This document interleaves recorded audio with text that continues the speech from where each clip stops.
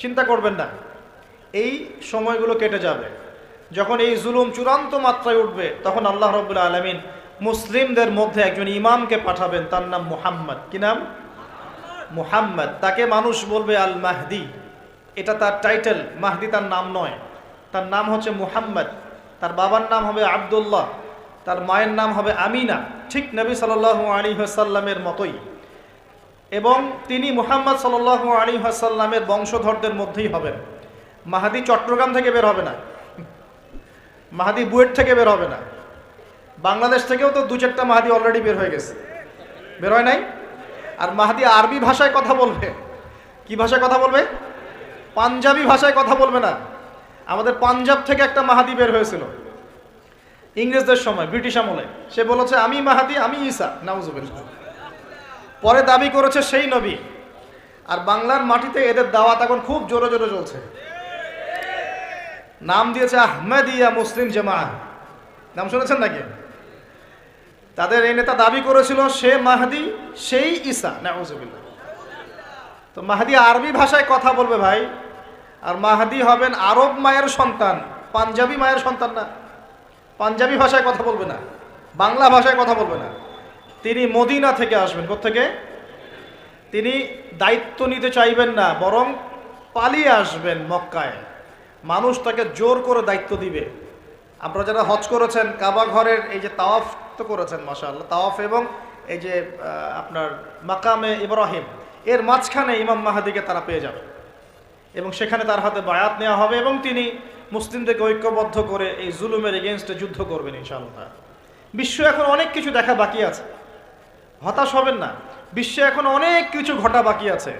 মহামারী হয়েছে, জালজালা হবে, হ্যাঁ, আল্লাহ পাকের আযাব গজবগুলো আসবে, নৈতিকতার অবক্ষয় হবে, জুলুম বাড়বে, ঘরে ঘরে ফিতনা ছড়িয়ে পড়বে।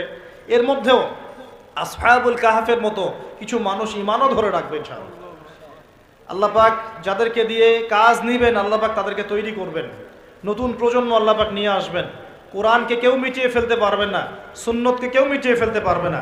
এটা পৃথিবীতে থাকবেই ইনশাআল্লাহ। প্রত্যেক দেশে দেশে, জেলায়, থানায়, প্রত্যেকটা জায়গায় আল্লাহ ভীরু কিছু মানুষ থাকবে ইনশাআল্লাহ। আল্লাহ পাক তাদের অন্তরের মধ্যে গায়েবী একটা মিল বন্ধন দিয়ে দিবে ইনশাআল্লাহ। এভাবে চলতে থাকবে সময়। যখন ইমামুল মাহদি আসবেন, তখন বিশ্বে যুদ্ধ বিগ্রহ চলতে থাকবে, অনেক ব্যাপক যুদ্ধ চলতে থাকবে। তখন ইমামুল মাহদি মুসলিমদেরকে নিয়ে এই যে জালেম শক্তির বিরুদ্ধে যুদ্ধ করে ওই জায়গা স্বাধীন করবে ইনশাআল্লাহ।